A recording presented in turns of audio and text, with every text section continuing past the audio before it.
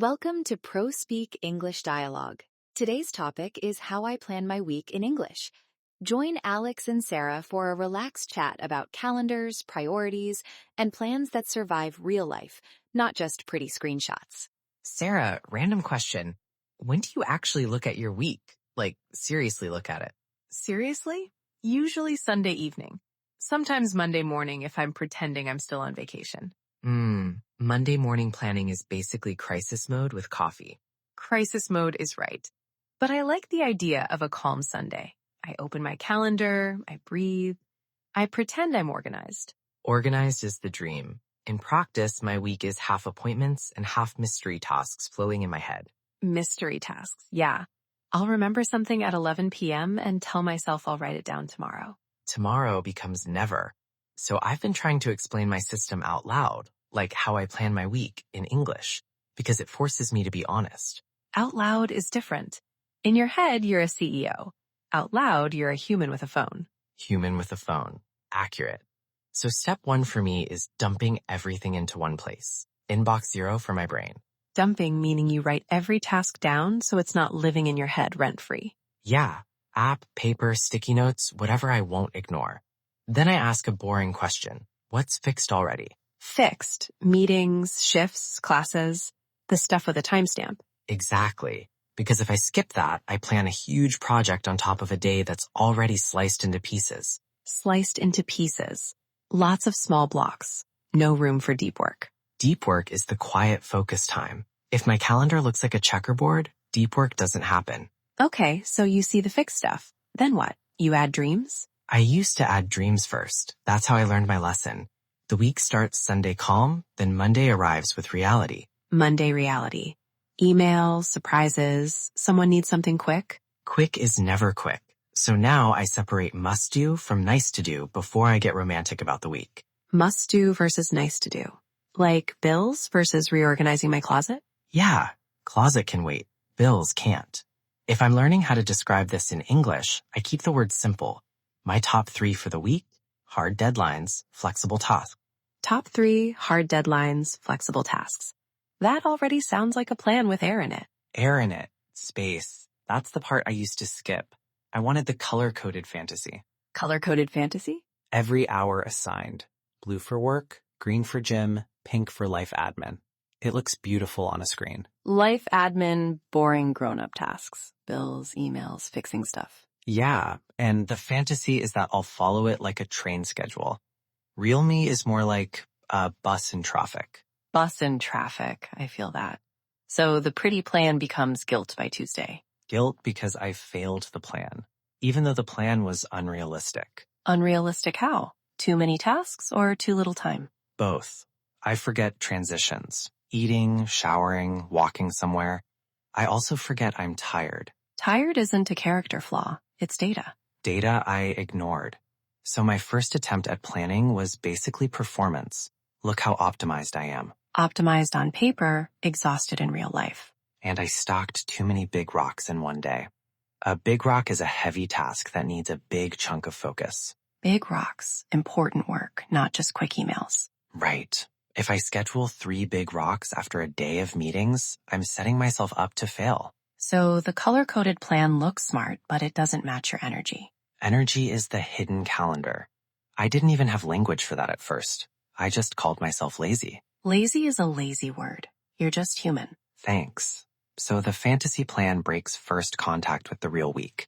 Then I get annoyed, then I ignore the plan completely. Ignoring the plan is the opposite of planning. It's chaos with extra steps. Chaos with extra steps is my brand, but I'm trying to downgrade the brand. Okay, so the week fights back. What hits first? People or your own brain? People. Messages. Can we hop on a quick call? My least favorite word is quick. Quick call? Often 30 minutes. Sometimes 60. Sometimes a meeting that could have been an email. Yeah, and suddenly my evening plan is gone, or my workout window shrinks. So you feel behind before you even start. Behind is a mood. Then I start moving tasks like puzzle pieces. Shove it to Friday, shove it to next week. Move it to next week. You're rescheduling. In English, I might say, I'll push it back or I'll bump it. Push back means later. Bump can mean move to a different time. like bump the meeting to Tuesday. Good to know. And sometimes stuff goes to the back burner. Back burner. Not urgent, not forgotten. Like simmering on a stove in the back. I'll deal with it, but not this week. I like that image. But if everything is back burner, nothing gets hot. True. So I try to keep 1 or 2 items on the front burner. My actual priorities. Front burner, the main focus right now. When the week fights back, I also notice my shame voice. You should have planned better. Shame voice is loud, but surprises aren't always your fault. Not always. Sometimes it's bad luck. Sometimes it's bad estimates. I underestimate how long things take. Underestimate, you guess too low. Like thinking a task takes an hour and it takes 3. 3 hours, easy. So the week feels like I'm catching up forever. Catching up forever. That's exhausting. No wonder rigid plans feel cruel. Cruel is the right word. The plan becomes a judge. I needed a gentler system. Still structured, but flexible. Flexible structure, not a cage. More like guardrails. Guardrails. You stay on the road, but you can slow down. You can swerve a little. Swerve when life happens. Okay, show me the gentle version. Gentle version starts with 3 wins, not 30 tasks. My top 3 outcomes for the week. Outcomes. What done looks like, not every tiny step. Yeah, if I finish those 3, the week is a win. Everything else is bonus. Bonus, extra. I like that. It flips the mood from failure to I actually did the important stuff. Then I protect time blocks, rough windows, not minute by minute. Tuesday morning is for deep work, for example. Time block, a chunk of calendar you guard. Rough window means not super strict. Strict breaks me. Rough lets me breathe. I also batch small errands. Batch, you group them.